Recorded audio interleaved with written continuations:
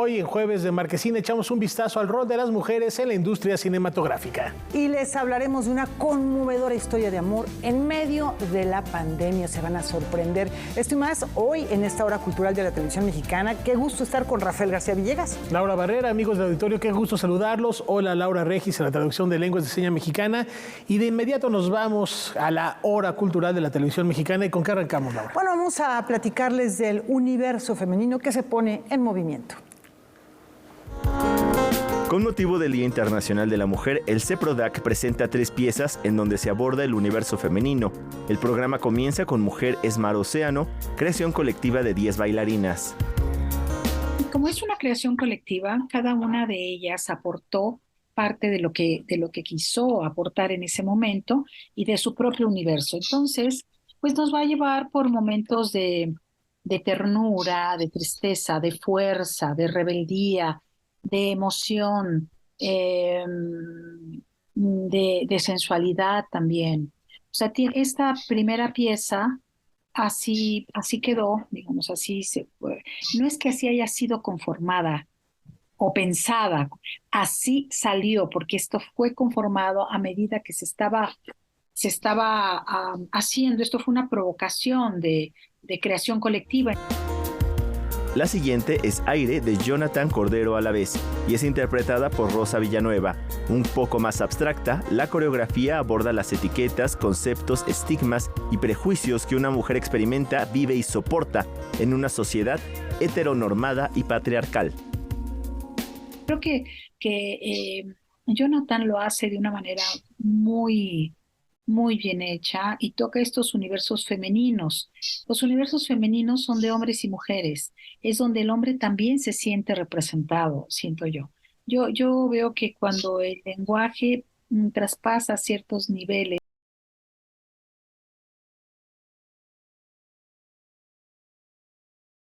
De Víctor Manuel Ruiz. La tercera pieza con la que cerramos se llama El último viaje y es del maestro Víctor Manuel Ruiz y es una pieza que forma parte de la tetralogía de Luz Sonora celebrando a Mario Lavista que estrenamos el año pasado. Entonces es una reposición de la pieza. Sin embargo, el maestro hizo algunas adecuaciones para que hubiera más mujeres en escena y se diera como esta idea de esta temporada de los universos femeninos. Las funciones del ciclo Mujer, Danza y Escena serán hasta el 5 de marzo en el Teatro de la Danza y para el 8, a través de las redes, se transmitirán una serie de pláticas entre coreógrafas de distintas generaciones con la intención de conocer más sobre su proceso creativo. Noticias 22, Alberto Aranda.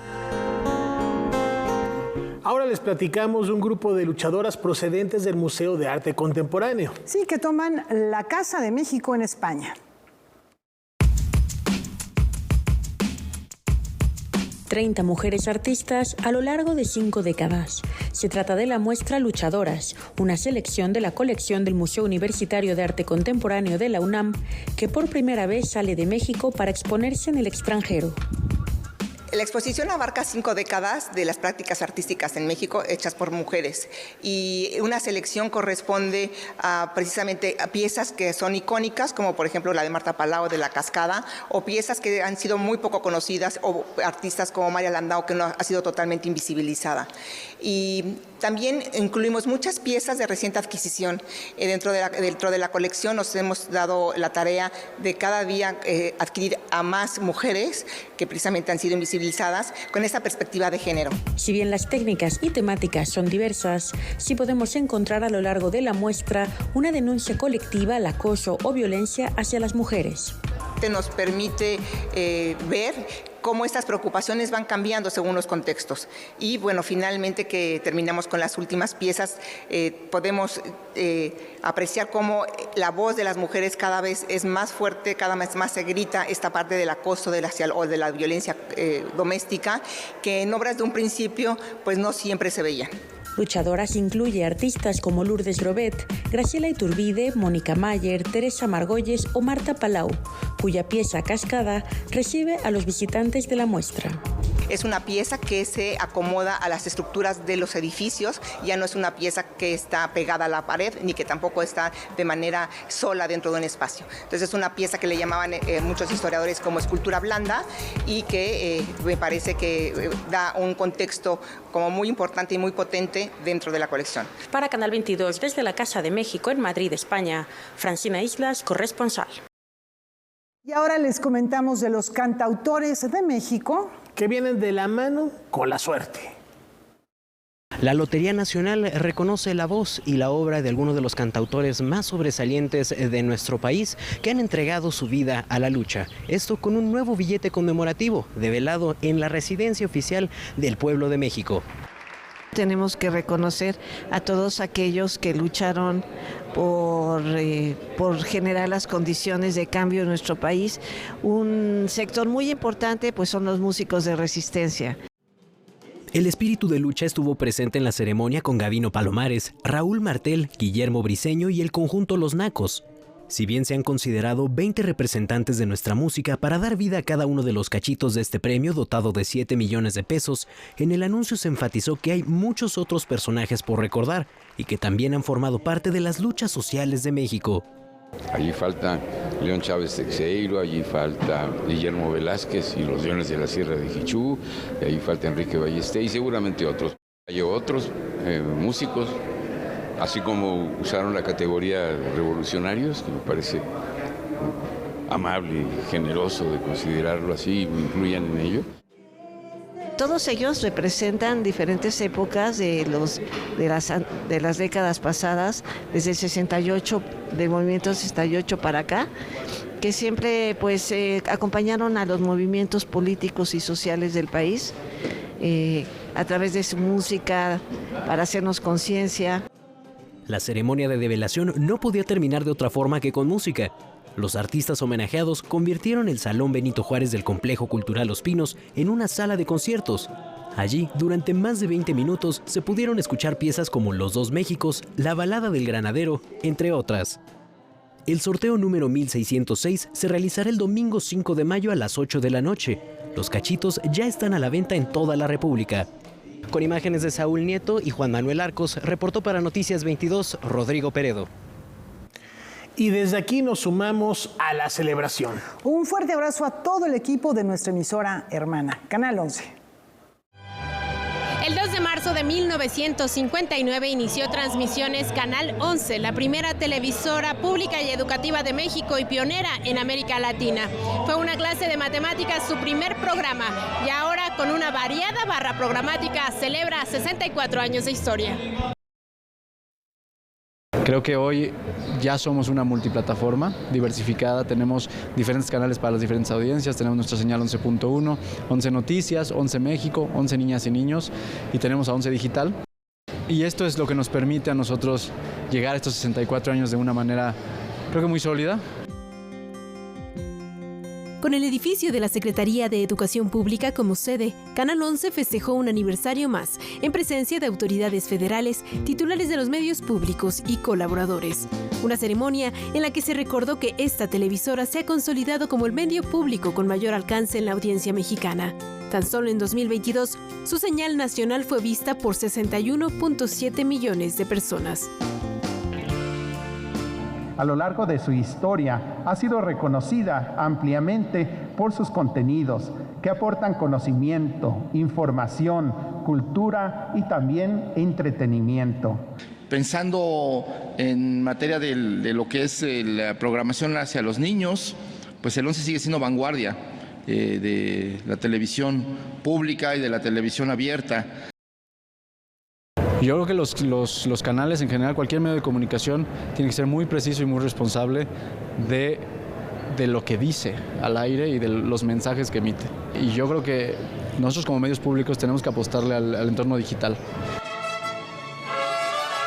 En presencia de mariachi se reconoció la labor de ingenieros y colaboradores de este canal y se recordaron sus programas emblemáticos como Bisbirige, Aquí nos tocó vivir, Diálogos en confianza, Noche, Boleros y Son y La Ruta del Sabor, producciones que forman parte del imaginario colectivo de los mexicanos.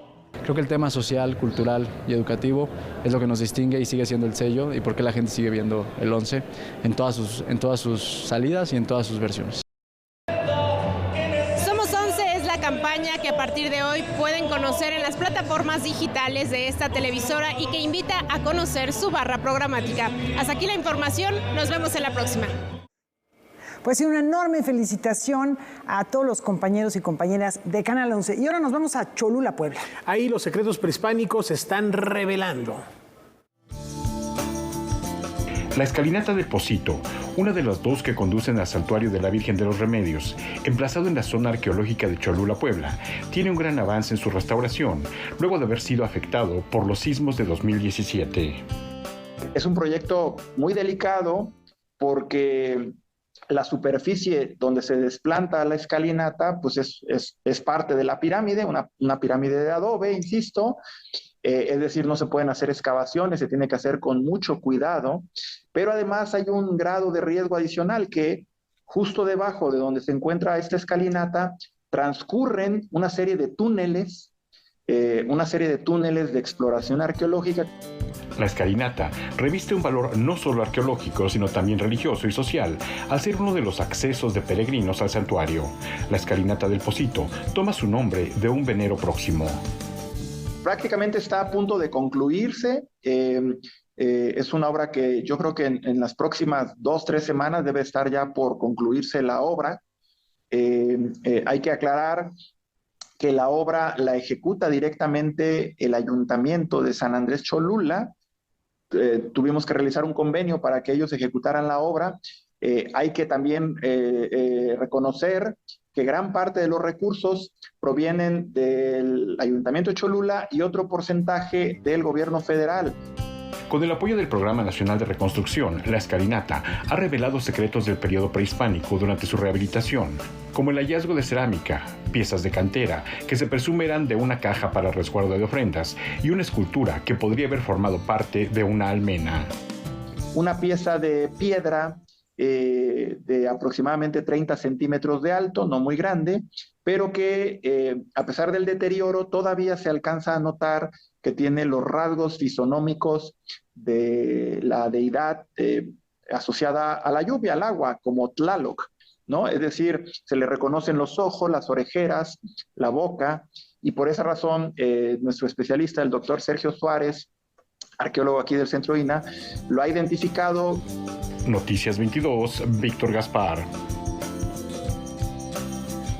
Antes de la pausa les informamos que la Secretaría de Cultura Federal y el Gobierno de Tabasco firmaron un convenio de colaboración. La titular de la dependencia, Alejandra Frausto, señaló que a través de programas prioritarios del Gobierno de México como el Tren Maya y Chapultepec Naturaleza y Cultura, se trabaja en el rescate, la promoción, en la difusión de la tradición y el patrimonio cultural tabasqueño. Además, se donaron equipos para la puesta en marcha de 7 nuevos Cinecillita, con los que se busca el desarrollo de carteleras culturales que permitan recuperar el espacio público para la población. Sin duda alguna, una muy buena noticia. Y tenemos mucho cine al regresar. No se vayan.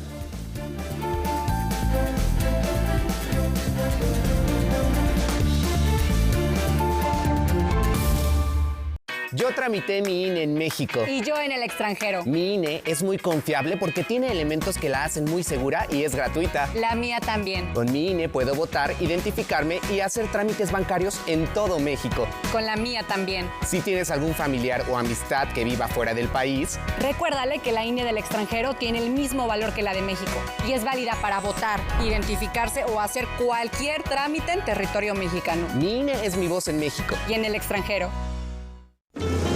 Las necesidades en su vida serán eso que los haga coincidir. Y necesitas más dinero por tu hermano. Sí, necesito más dinero. Me tiene que mandar lo mío de allá. Saca el boleto y luego para que me den la visa. Y lo que comenzó como un simple plan se convertirá en una historia de amor. I'm very much in love with a Dominican woman. Una gran sorpresa. Vete de aquí. Yo no te quiero ver ahora. Dólares de Arena, Zona D, sábado, 22:30 horas.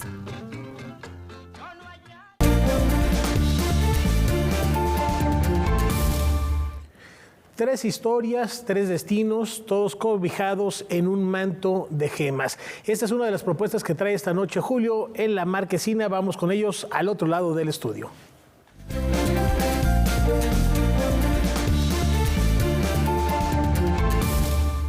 Como bien dice Rafa, efectivamente son historias de 3 mujeres muy distintas, todas ellas en situaciones límite y pues con un tratamiento muy interesante en esta película Manto de Gemas de una directora, Julio López, bienvenido nuevamente aquí, que ha trabajado mucho en México, aunque es boliviana, pero bueno, creó una productora, una postproductora aquí en México con Carlos Reigadas, tiene mucho trabajo de edición, de postproducción en nuestro país. Justamente lo decías, Laura, amigos de Noticias 22, muy buenas noches. Lo decías muy bien, la verdad es que Natalia ha trabajado en proyectos importantísimos que han estado en los festivales más importantes del mundo y esta, que es su ópera prima, también se estrenó en el Festival de Cine de Berlín el año pasado y obtuvo un reconocimiento. Por fin llega a la cartelera y ella misma nos cuenta de qué se trata su película.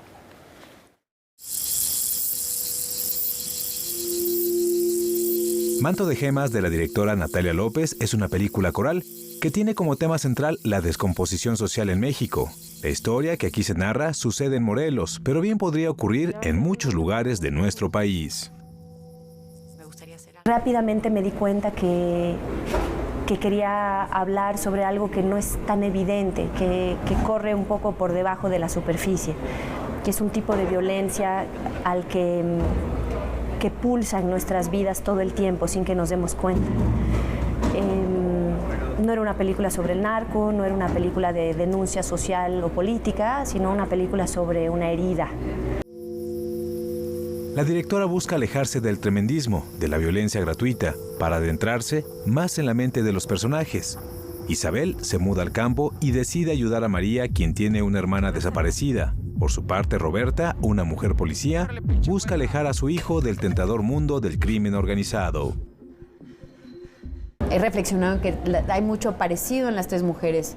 Las 3 mujeres son muy valientes, las 3 mujeres son, se están atreviendo a meterse en ámbitos por defender a alguien más y por empezar a defenderse a sí mismas. Isabel, en particular, creo que si no tomaba esta acción, ya estaba empezando a estar como muerta en vida, ¿no? No sabe ni lo que busca, ni lo que está haciendo. Me di cuenta que efectivamente el borde entre ser una víctima o participar de la rueda siendo un personaje y un observador estático de la realidad es algo que está presente en nosotros, ¿no? O sea, no hacemos nada al respecto y vemos que esto sigue sucediendo y sigue sucediendo a nuestro alrededor. El año pasado, Manto de Gemas ganó el premio del jurado Oso de Plata en la Berlinale y el premio Ojo a Mejor Dirección en el Festival Internacional de Cine de Morelia. Noticias 22, Julio López. Bueno, pues sí, después de esta gira de festivales, qué bueno que ya la podemos tener en la cartelera, Julio.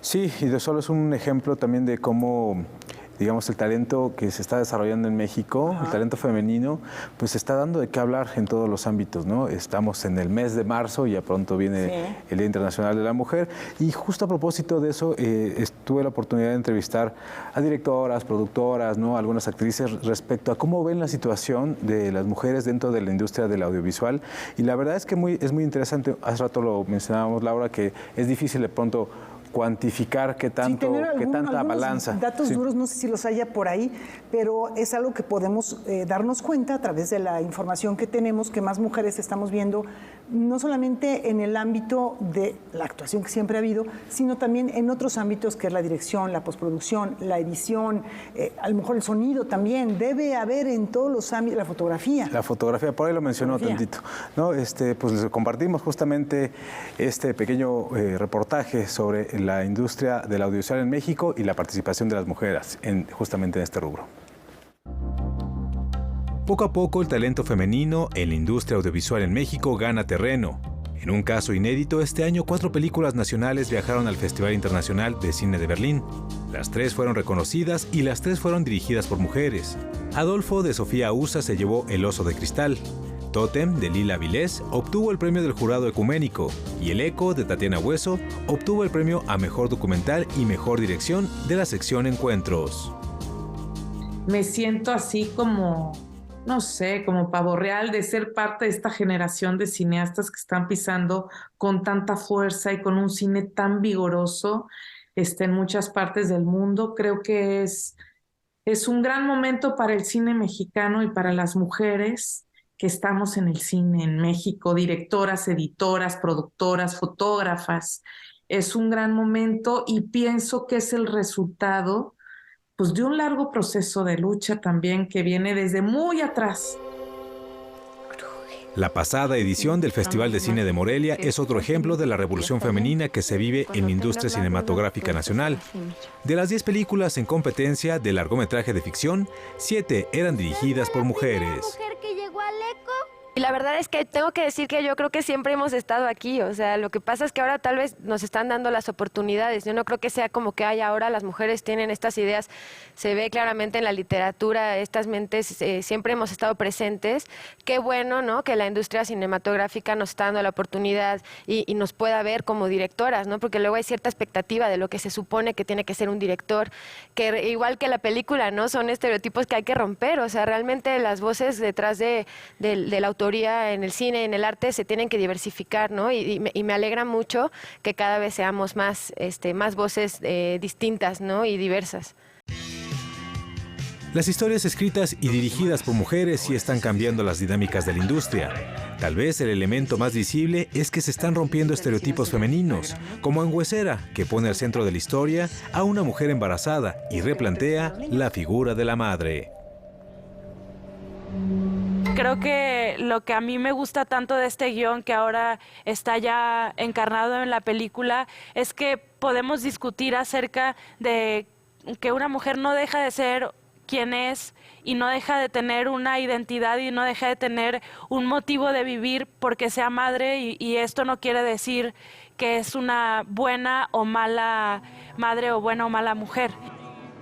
El cambio también es notable en rubros como la cinefotografía. Hoy hay una generación de profesionales que destacan por su trabajo en este puesto, como Diana Garay, Dariela Ludlow, María Seco y Sarasvati Herrera. Noticias 22, Julio López.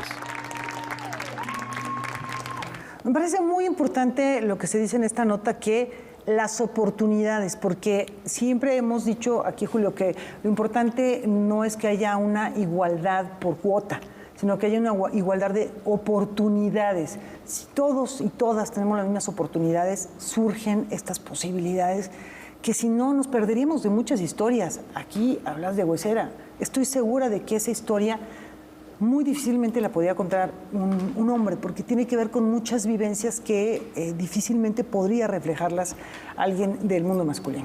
Sí, fíjate que hablando justamente también con Natalia López, me decía que pues ella venía de una familia, de un matriarcado, ¿no? Entonces que para ella era muy fácil justamente relacionarse con actrices que han sentido muchas cosas que ella misma ha sentido. Entonces en ese sentido, pues digamos que las historias fluyen mucho mejor, ¿no? Veíamos ahí Nailea Norvin, que también viene de un matriarcado, sus hijas son actrices, músicas, su mamá, ¿no? Entonces, de pronto, digamos que está al frente una mujer de un proyecto audiovisual, sí cambian las cosas, sí van cambiando la perspectiva de quién produce, quién dirige, quién hace la fotografía, en fin, son un sinfín de pues de pequeños elementos que van cambiando, ¿no? Por ahí ha sido un poco también criticado esta parte del Centro de Capacitación Cinematográfica, que ahí tienen paridad de género. 50% de su matrícula son hombres y 50% de sus estudiantes son mujeres, ¿no? Bueno, pues yo creo que son temas a debatirse. A lo mejor hay un punto en el que es necesario hacer esto, pero estoy segura de que también hay un equilibrio en el cual ya no es necesario, porque ya surgieron tal cantidad de oportunidades que los talentos ya se atreven también a presentarse y a estar ahí las mujeres porque saben que tienen la oportunidad de hacerlo. ¿Cómo ves, Rafa? Me parece muy interesante, y lo que es fundamental es seguir el nombre de estas mujeres que nos habla Julio López, porque están cosechando éxitos a nivel internacional y esperamos pronto ver sus obras también en las pantallas de todo el mundo, no solo de México, en las plataformas digitales, y seguir su carrera independientemente de si hay 50 y 50 directores o directoras. hay talento y ahí se está haciendo muy buen cine y ahí está el ejemplo. Muchas gracias, Julio. Nos vemos mañana, ¿por qué no? La próxima semana nos vamos al cine. Y por lo pronto nos vamos a Minería. Ya está Rodrigo Peredo con el reporte de la Feria del Libro. Adelante, Rodrigo, ¿cómo estás? Muchas gracias, Rafael. Laura, amigos de Noticias 22, una vez más nos encontramos en la Feria Internacional del Libro del Palacio de Minería, todavía con una amplia oferta de actividades y publicaciones. Recuerden que pueden visitarla hasta el próximo lunes 6 de marzo.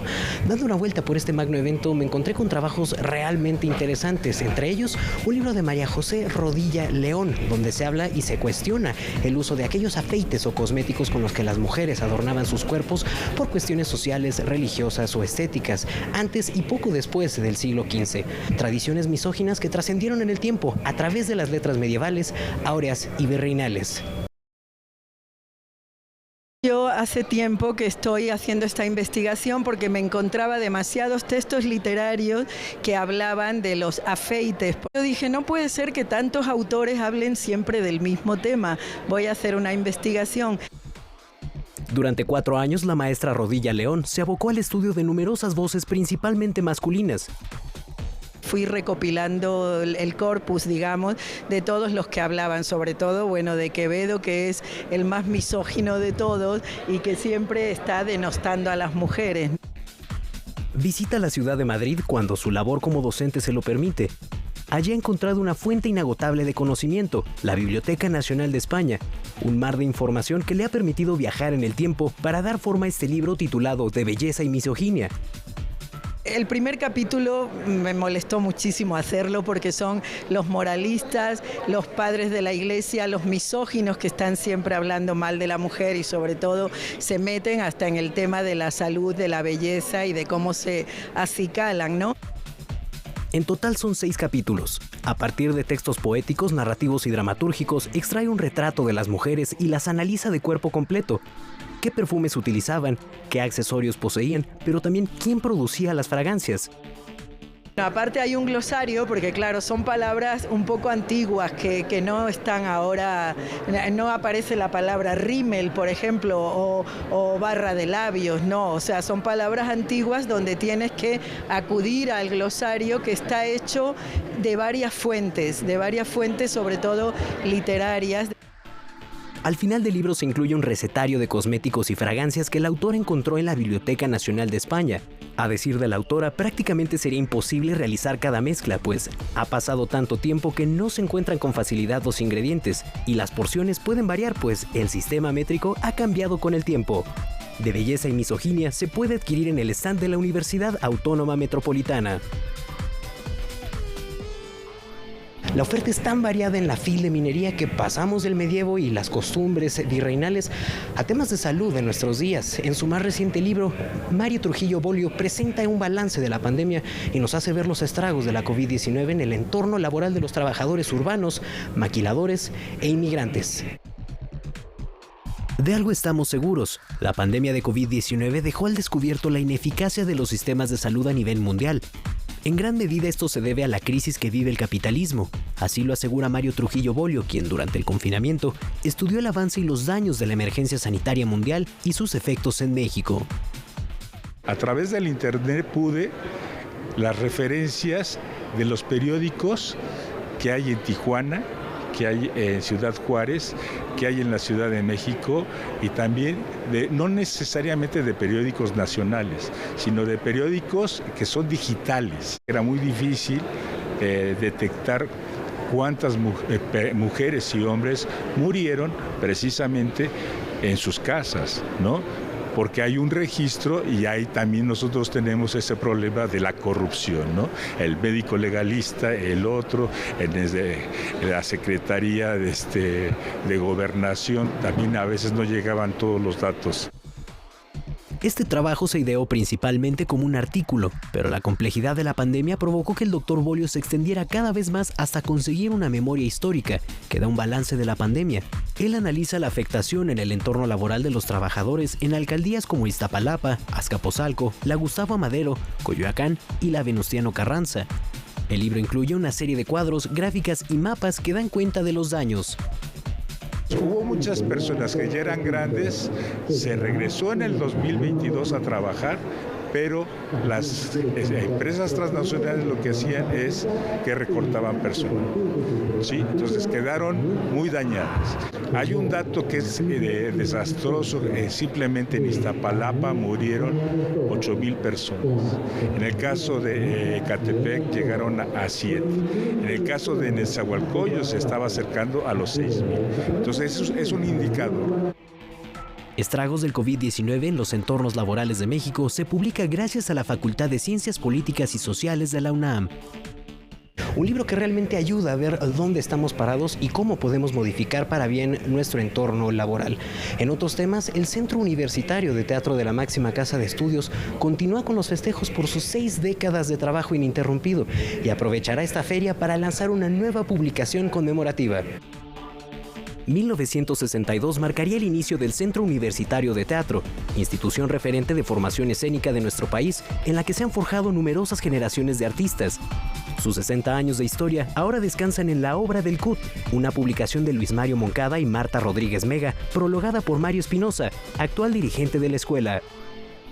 Reúne todas las distintas etapas del Centro Universitario de Teatro.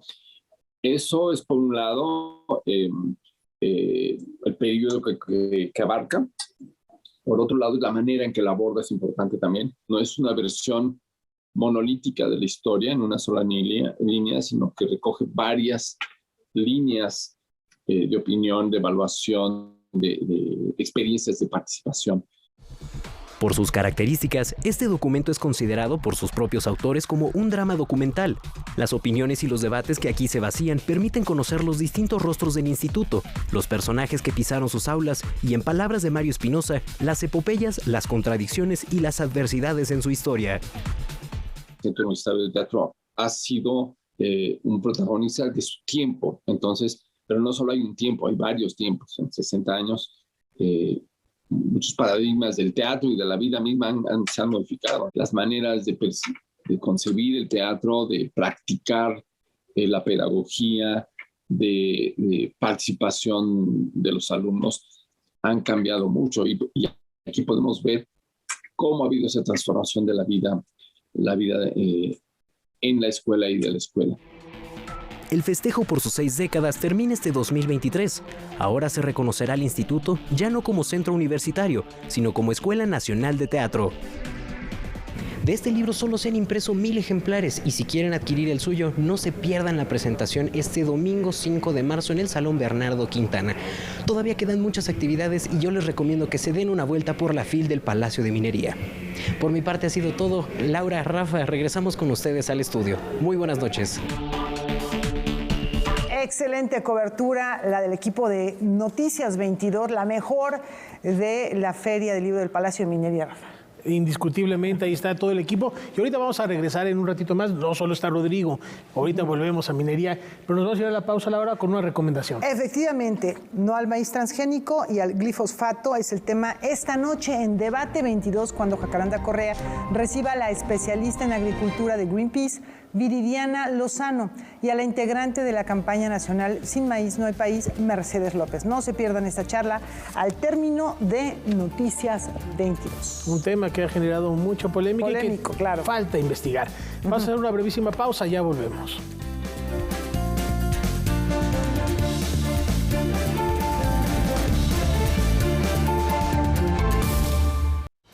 Aquí encontrarás grandes conversaciones, momentos entrañables, música y una alta dosis de humor y chacoteo. Un poquito tarde porque es que el metro se pasó el alto y luego lo detuvo la policía y le puso una infracción. Fernando Rivera Calderón, acompañado de Vilma, la inteligente chica de la pandilla de Scooby-Doo, y los músicos del Titanic, le ponen ritmo al programa más emplumado de la televisión. Me Canso Ganso, jueves 21:30 horas por Canal 22. La cultura se ve en todas partes.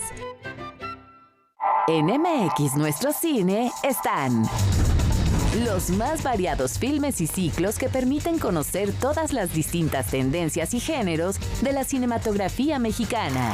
¿A qué horas son? Las 8 en punto. ¿No será que tienes algo escondido por ahí? que aprobé. No aprobé nada. Anúnciate en MX Nuestro Cine. Comercial @canal22.org.mx.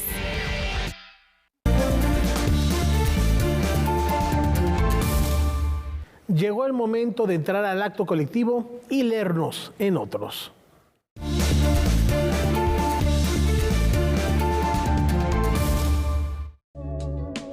El nuevo periodismo nació contra lo que se piensa en el siglo XIX con escritores como Stephen Crane, quien fue admirado por Conrad, Wells, Henry James y que influyó a Hemingway, Faulkner, Mailer, Dos Pasos. Otro periodista con ese impulso por contarnos la historia con mayúscula a través de la vida menuda de los marginados fue Egon Erwin Kisch, el reportero vertiginoso, nacido en Praga y que fue, sin hipérbole, ciudadano del mundo. Participó en la Primera Guerra Mundial, en la Guerra Civil Española y llegó a nuestro país refugiado durante la Segunda Guerra Mundial. El reportero vertiginoso de Egon Erwin Kisch, publicado por el Fondo de Cultura Económica, reúne algunas de las crónicas y reportajes que publicó.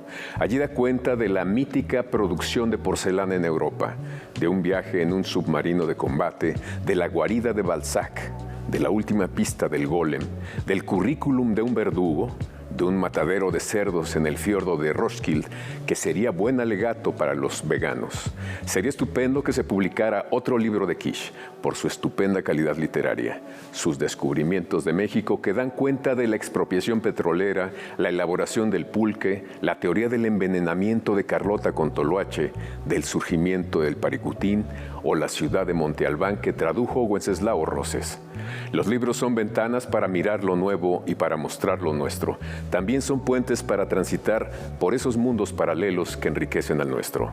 Cuénteme qué lee, porque la lectura es una tarea colectiva. Nos leemos en otros. Vamos a adentrarnos en el taller del tiempo para mantener viva la memoria de Álvaro Uribe.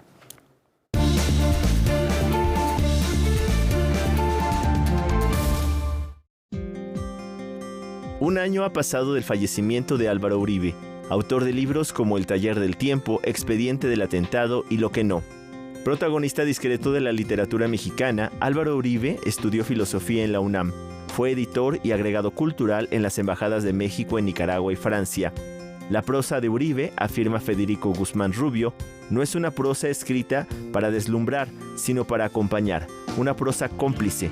No es una escritura barroca de juegos pirotécnicos y léxico rebuscado, ni tampoco es minimalista, aterrada de incurrir en cualquier exceso retórico. Se trata de una prosa de frase corta que se lee con una maliciosa sencillez. Los jóvenes, cuando yo lo era también, tienden a pensar, o yo también tendía a pensar, que la juventud es un absoluto, que se va a hacer siempre joven y casi que es como la primera vez en la historia de la humanidad que alguien es joven y que es originalísima la manera de ser joven y que jamás se había hecho algo así como ser joven. Bueno, uno con la edad se da cuenta que no es cierto, que los jóvenes se parecen entre sí, los jóvenes de los 80 y los de los 90 y van repitiendo ciertas formas de ser que son las formas propias de la juventud, van inventando el mundo de nuevo.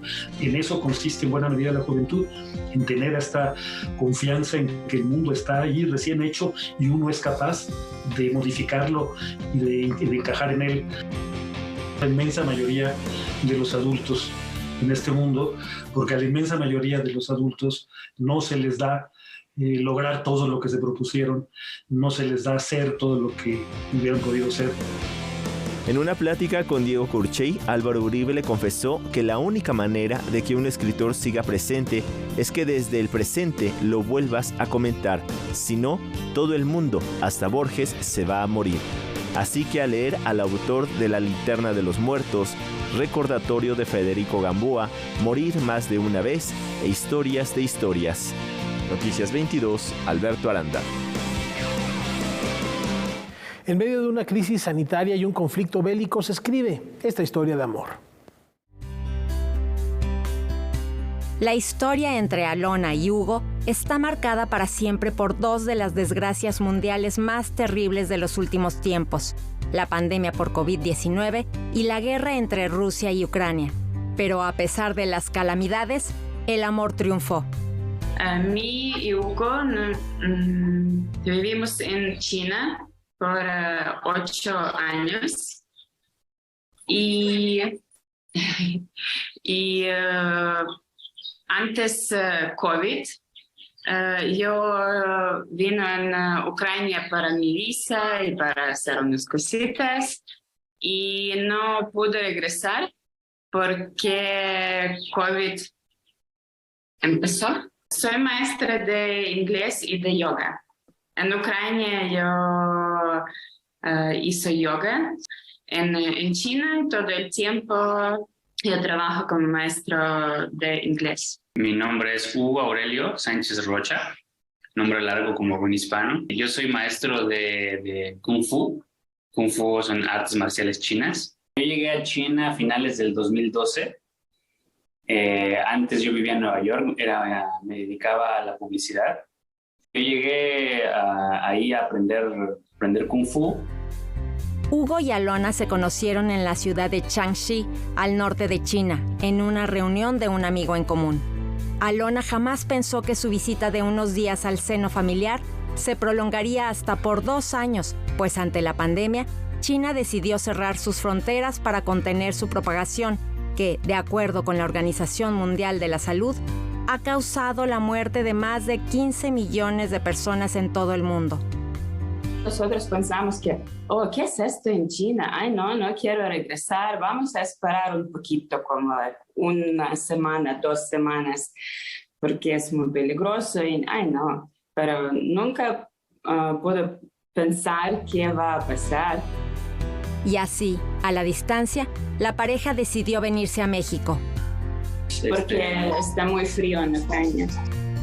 Pero el dramatismo no termina ahí. Los planes de venir a México iban a ser paulatinos para que Hugo pudiera cerrar su empresa y terminar sus clases. Empezamos a planear llegar aquí a mediados del 2022, algo así, ¿no? Y lo que pasó fue de que de pronto en febrero, yo vi las noticias que había empezado la guerra, que ya los soldados rusos ya habían cruzado fronteras a Ucrania. ¿Quieres saber qué decisión tomaron Hugo y Alona después de que inició la guerra? No se pierda la segunda parte de El COVID, la guerra y una historia de amor México-ucraniana. Para Noticias 22, Katia León Monterrubio. ¿Qué les parece? Bueno, pues mañana la segunda parte de esta historia. Y bien, la Vasconcelos nos abre una ventana al país del sol naciente. Hoy iniciaron las actividades de Japón en la Vasconcelos, una iniciativa de la Biblioteca Capitalina y la Fundación Japón en México que lleva más de 3 décadas difundiendo en nuestro país las diversas facetas culturales de la nación nipona, desde sus expresiones ancestrales como el origami y el arte floral del ikebana hasta fenómenos culturales contemporáneos como el manga. Durante 2 semanas, el arte y la cultura del país del sol naciente protagonizarán una serie de actividades completamente gratuitas.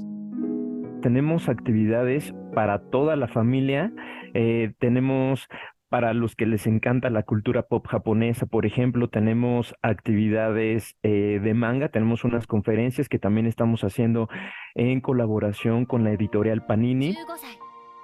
La programación incluye también talleres, conferencias, proyecciones de películas, clases de japonés, un club de lectura en torno a la novela La Dependienta de Sayaka Murata y 3 exposiciones imperdibles.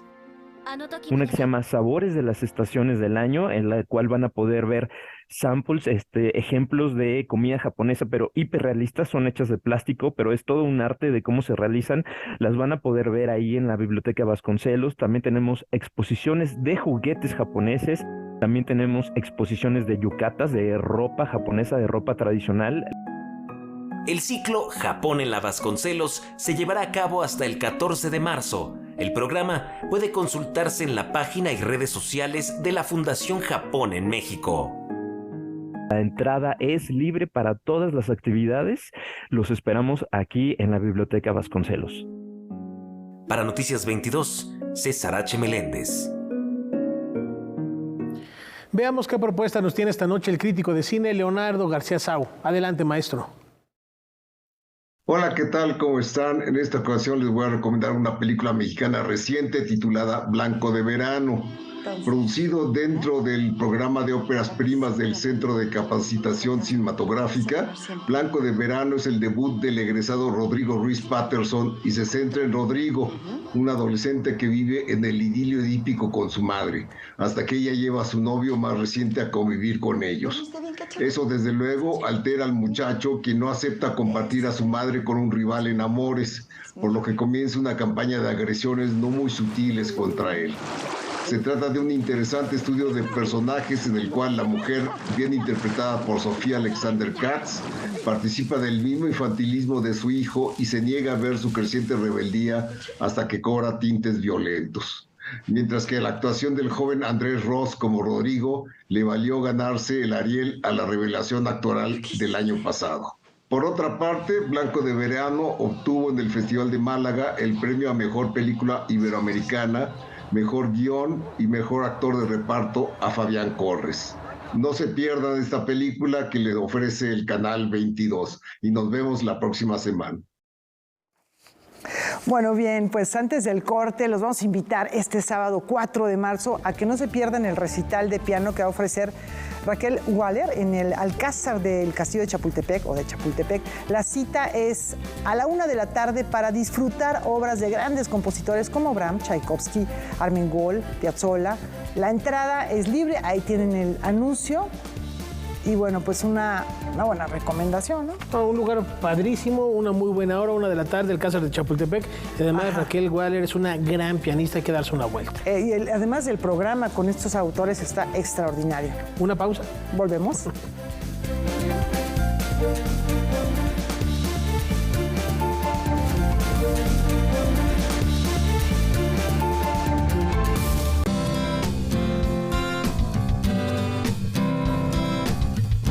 Como audiencia, tienes derechos. Debes conocerlos para poder ejercerlos y ser parte de los televidentes críticos y participativos. Es muy importante que sepas que la televisora debe respetar los horarios anunciados en su programación, tener acceso a la misma calidad y niveles de audio y video. Para más información, consulta la página de defensoría.canal22.org.mx.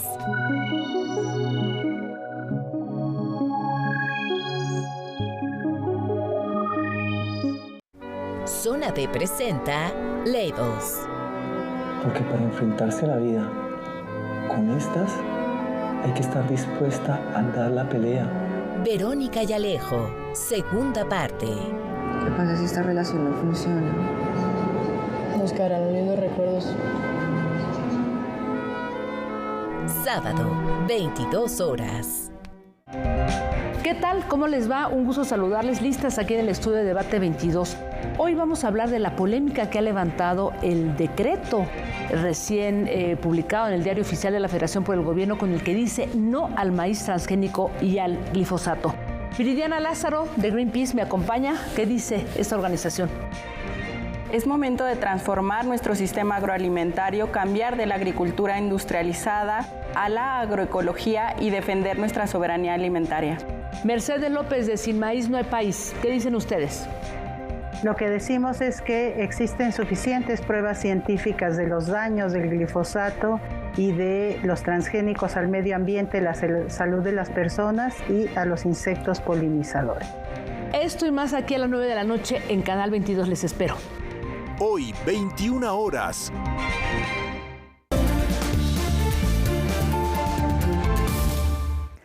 Aquí un pretexto más para visitar Chapultepec. Después de recibir un mantenimiento integral, el Museo del Caracol reabre sus puertas. En un primer momento, la gente se va a poder encontrar con un edificio que está renovado, un caracol que está muchísimo más guapo. Hicimos obras de mantenimiento en nuestra terraza, obras de mantenimiento en nuestra obra artística, en nuestro cancel de Chávez Morado, en nuestro recinto de la Constitución. Hay una nueva iluminación museográfica en las escenas, en los dioramas, en las maquetas que hay en el museo. Hay una renovación en los baños, es decir, hay una renovación en el inmueble en general.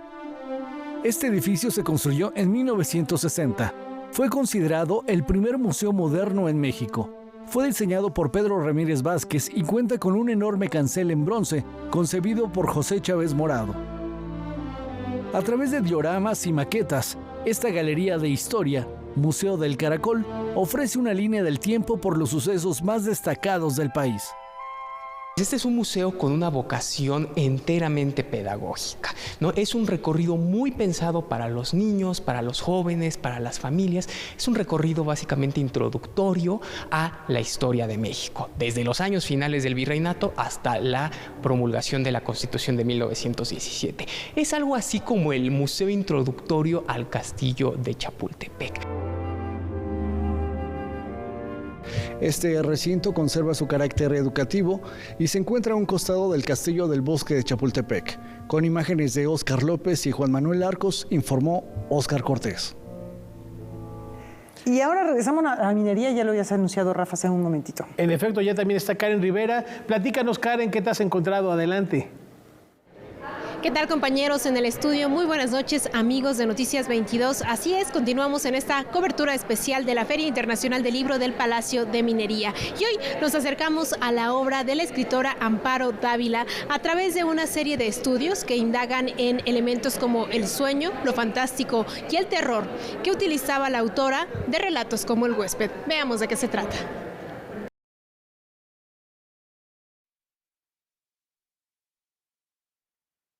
Pues son varios textos que abordan los cuentos y la poesía también de Amparo Dávila, y qué bueno que también la poesía, porque ha estado un poco descuidada, y abordan distintos aspectos, abordan desde lo fantástico, que a Amparo no le gustaba que le dijeran así, ella no se consideraba escritora fantástica, pero aquí hacen un análisis muy minucioso de cuáles cuentos, por qué sí pueden ser, en qué categorías pueden entrar.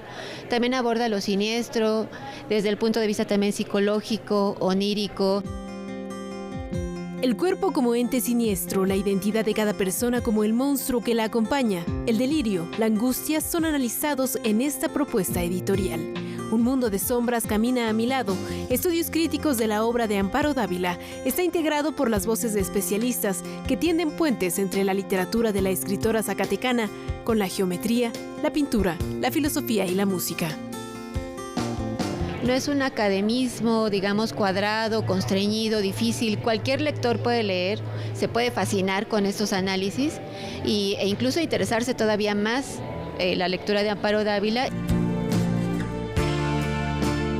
Y en nuestro recorrido por la Filminería nos encontramos con la investigadora Alicia Poma, quien coordina el libro Generando Conciencia sobre el Cambio Climático. Nuevas miradas desde México.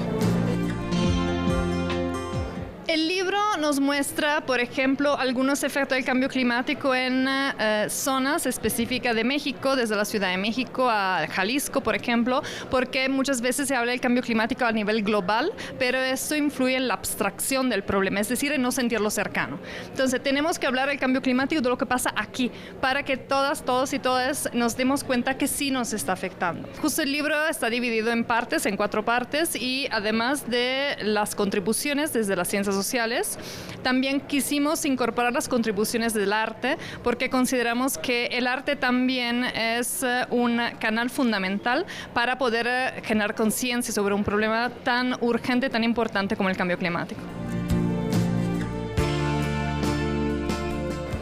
Este libro es gratuito y puede descargarse en las plataformas digitales de la UNAM. Hemos llegado al final de este recorrido por la Filminería y agradezco a Javier Contreras y a Francisco Hidalgo las imágenes de esta cobertura. Muy buenas noches. Karen, gracias por esta cobertura tan completa. Y bien, no es lo mismo jubilarse en 11 años que a los 11 años, pero no es imposible.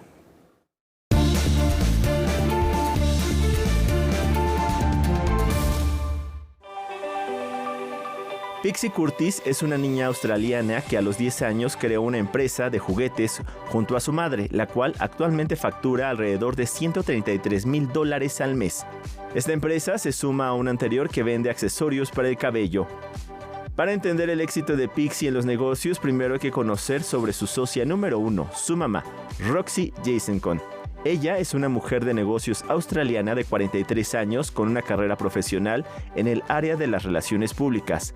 Además, Roxy ha participado en reality shows en su país. Fue entonces que los conocimientos y recursos de la madre ayudaron a que los negocios de Pixie funcionaran al vender en línea juguetes, ropa infantil y accesorios para el cabello. Su madre ha afirmado que la niña podría retirarse sin problema a los 15 años, pero lo hará a los 11 para enfocarse en la escuela. Noticias 22, Alberto Aranda. Bueno, pues ya empezó a estudiar, pero ya con el futuro asegurado. No, estas caras no son de envidia, son de celebrar. Sí, no, hombre, sí, nos da un gustazo. Qué bueno que le esté yendo bien. Vamos a despedirnos, Laura, nos vamos con música, hoy recordando a quien es considerado el padre de la música checa, nació un día como hoy de 1824.